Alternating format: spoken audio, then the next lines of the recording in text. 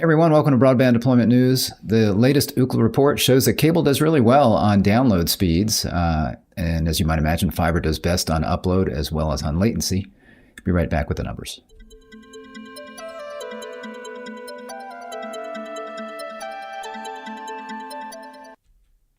Thanks for joining me, Rick Husey here with Broadband Deployment News. So I want to take a look at this latest Ookla report.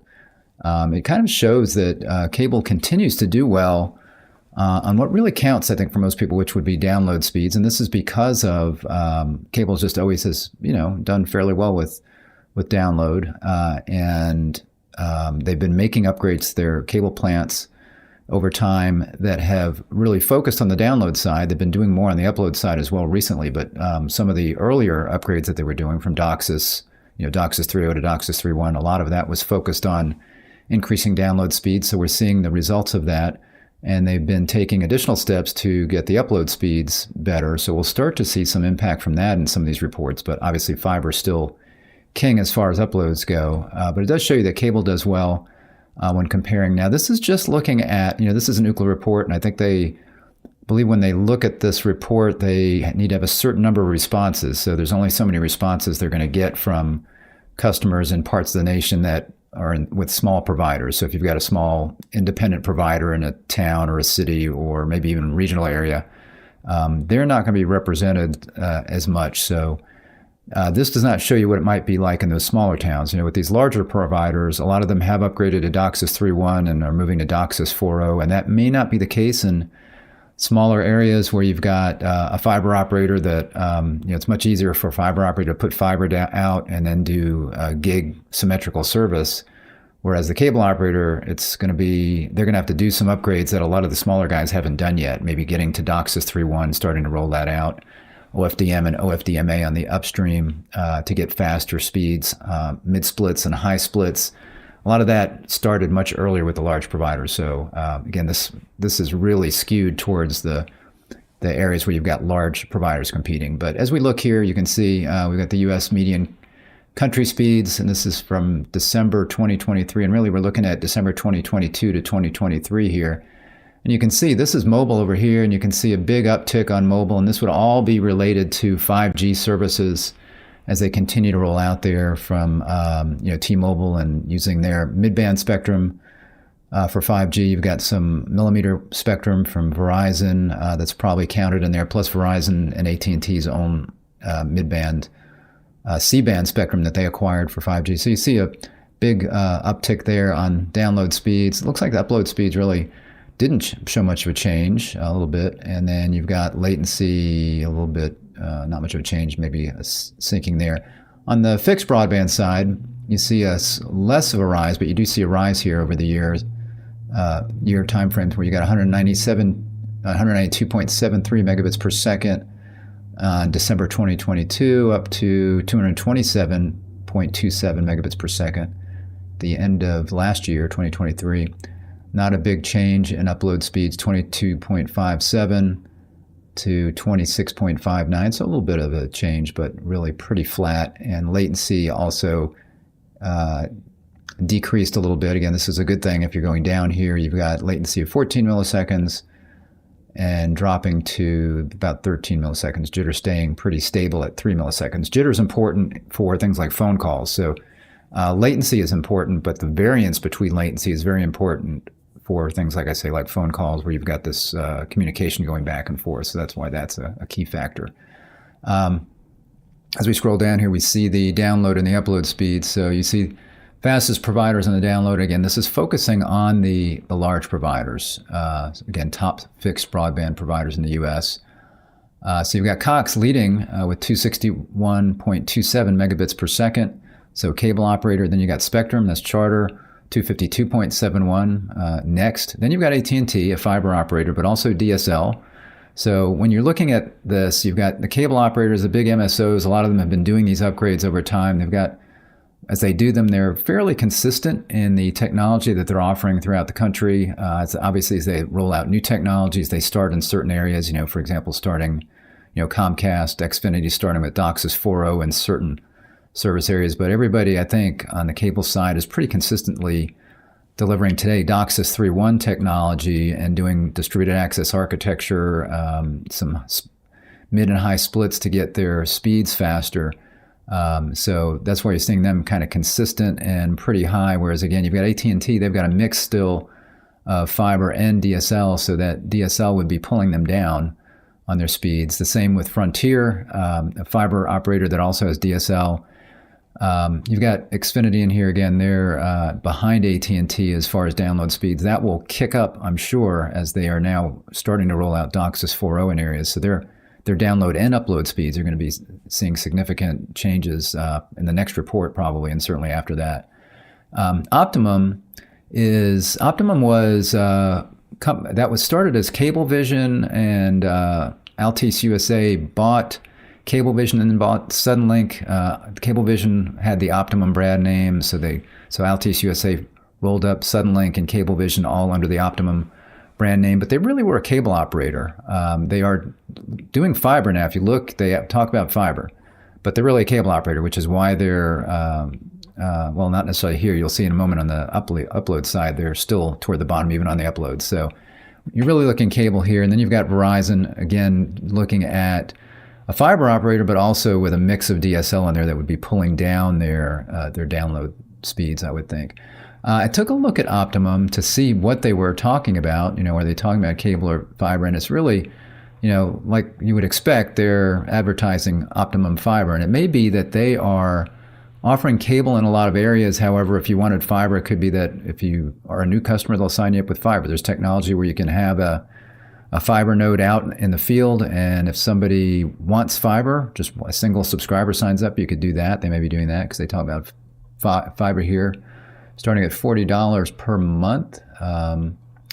And something else that I thought was interesting as I was looking at this, I've been talking about the Affordable Connectivity Program and how that's in jeopardy right now, may not be renewed. There may not be additional funding. The FCC is starting to wind it down, although there is a bill out, bipartisan legislation that's been introduced to fund it another $7 billion. And there's broad support for that, but it has to get out of committee and make it to the floor for a vote. If it goes to the floor, it will probably pass easily because the Republicans don't have much of a majority. They're almost down to one vote based on people that have not been able to vote or that are retiring, leaving, McCarthy, for example. So, but it's got to get off the floor. It's got to get on the floor out of committee. So that remains to be seen. But the FCC is going to, they've said, here you see, after February 7th, the government's no longer going to accept these applications. So I thought that providers might be saying, you know what, let's not get people on this and then tell them immediately we've got to take them off. Let's just see what's going to happen. So I thought maybe they'd stop pushing this, but these guys are not. They're saying time's running out to qualify. Get your free 300 meg internet with the ACP. So they're offering a 300 meg plan for $30, and if you qualify under the ACP, you get the $30 subsidy, and that's applied to your account, and therefore you get free internet. So these guys are pushing that. I see here introducing Optimum's new 100% fiber internet network, but they're still going to have, obviously they've still got cable infrastructure out there. I don't think they've had time to overbuild all of that. So I'm thinking that's why you don't see those numbers. Their download speeds and upload speeds where they should be, because they're on probably older DOCSIS technology, maybe not looking at DOCSIS 4.0. I'm thinking they're looking at fiber as being the future and not upgrading their DOCSIS plant, and probably, like I said, overbuilding where they can and delivering to new customers fiber, because that's the way their website seems to be positioning everything. So this, again, download speeds. Then at the bottom, again, we've got Verizon, again, a mix, I think, only because they've got a mix of fiber and DSL that they've still got to get out. They've got to get that copper out of their offering. Then you got fastest providers on the upload, and as you would expect, you've got AT&T, fiber operator at the top. You got Frontier, fiber, and DSL. But again, when you're talking about these companies being able to easily offer gig internet, then that makes a big difference when you're talking about the upload speeds, because there you're talking about gig on the upload side as well. So that's going to outweigh the DSL that's kind of weighing them down here. And again, you've got Verizon, so you got 3 fiber operators in a row.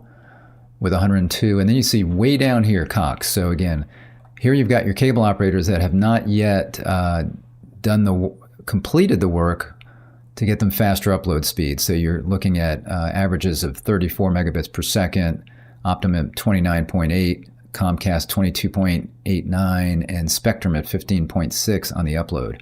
These will all see a significant increase as these operators move towards DOCSIS 4.0, 10G.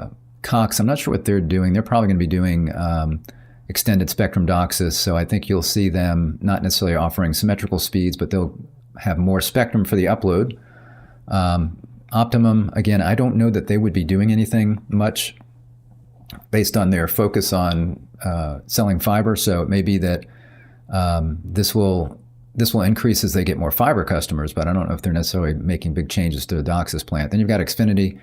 They are doing the full duplex version of DOCSIS 4.0, so you're going to see significant increases here on the upload speeds as they start to roll that out. They're already rolling that out in a couple of markets. Then you've got Spectrum. This Charter, they are doing the extended spectrum DOCSIS, so you'll see increases from them as well on the upstream, not quite as much as you would see from Xfinity, but you'll see some additional increases there, as well as with these operators all on a download as well. They're all going to start having gig plans on the download, and then in some cases, like with Xfinity, you'll see gig symmetrical. You'll see 1 and 2 gig symmetrical probably from Xfinity. Then we've got latency. This is median multi-server latency. So what Ookla does is they try to look at not just what latency looks like for a subscriber going to one server, but going to various servers, because that's going to be more representative of what they might experience as they are surfing the internet. You can see latency fiber, again, still kind of king there with latency. So you've got 15 milliseconds for Verizon.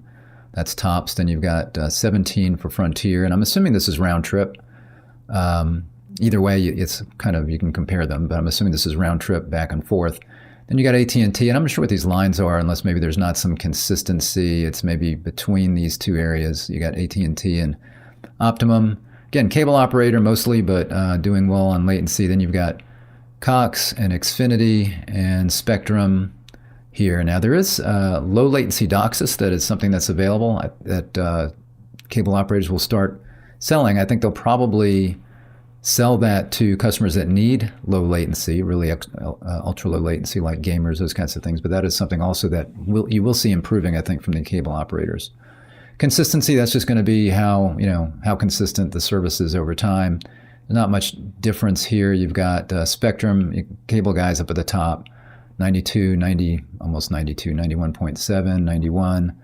Then you got Optimum, another cable, again, mostly cable operator that's moving into fiber. Then you got the fiber guys down here for some reason. I don't know why they're lower on consistency, but there's not that much difference between the 92. But yeah, I guess 92 and 84, that's starting to get significant. Again, I'm not sure why. Again, it could be DSL in the mix. DSL is not going to be as consistent as cable or fiber, certainly. So then they've got a video score here. Let's see, measuring video score. Each broadband provider's video performance, we found no statistical winner. They are very close. So you got Verizon, Frontier, Xfinity, all 80, very close to 85, 1.8, 1.7, 1.9, as you can see. Lowest that we've got down here is SpaceX, Starlink. This is the only metric that they have SpaceX on. Again, this may be due to just number of subscribers and not getting enough data for those other categories. SpaceX always does. They do measure SpaceX. I'll probably do a broadcast on that soon when they come out with the latest satellite data. SpaceX always does pretty well compared to some of these providers as far as when you look at them compared to the other satellite operators, and thinking about the fact that they are serving areas that normally don't have access to these other operators. So, you've got SpaceX where people can't get Xfinity or AT&T fiber. Maybe the best they can do would be a good fixed wireless provider, but people will go with Starlink, and they are thrilled with Starlink when they get it because of the fact that they can't get any of these other operators, even though the fact that it's more expensive. It's not as fast. The latency is not as good. The upload's certainly not as fast, but they still are thrilled with the service because they're upgrading from something that was worse. And that tends to be DSL generally is what people are upgrading from if they had access to that. Hopefully they did. Otherwise, they were dial-up going to going to SpaceX. So that certainly would thrill them. But there you go. So this is the report. I did link to this in the description of the video if you want to check that out. So you can see here that, again, cable operators are doing well, and they're going to be improving on the upload side. Now, again, if you got a fiber operator and a cable operator competing against each other, the fiber is always going to have the advantage as far as being able to say, not always, but being able to say symmetrical service, less latency. Again, Xfinity is, with their full duplex, is going to be offering symmetrical service in places, but customers need a reason to switch, and faster upload speeds is not that reason in most cases, unless there's somebody that says they have to have the best. If they're happy with their operator and they're getting plenty of download speed and they've got more than enough upload speed for what they need, they're probably not going to switch. So cable's got a lot of life in it, and the operators are doing what they can to further increase their capabilities. And it's much less expensive for them to do that. It's maybe a couple $100 to upgrade their cable plant to offer faster download and upload speeds via their HFC, hybrid fiber coax plant, versus ripping out the coax and going fiber to the prem. Much less expensive. It's probably like a tenth of what it would cost to go fiber all the way to the customer. So they're going to continue to do that as long as they can, and they'll do fiber in greenfield areas where they don't have infrastructure already that they have to replace. So thanks for joining me today. If this was interesting or helpful, if you give me a like on the video, just hit the thumbs up button there on YouTube somewhere. And then click the subscribe button, ring the bell, and you'll be notified when I'm live. Thanks for joining me today. See you next time. Bye-bye.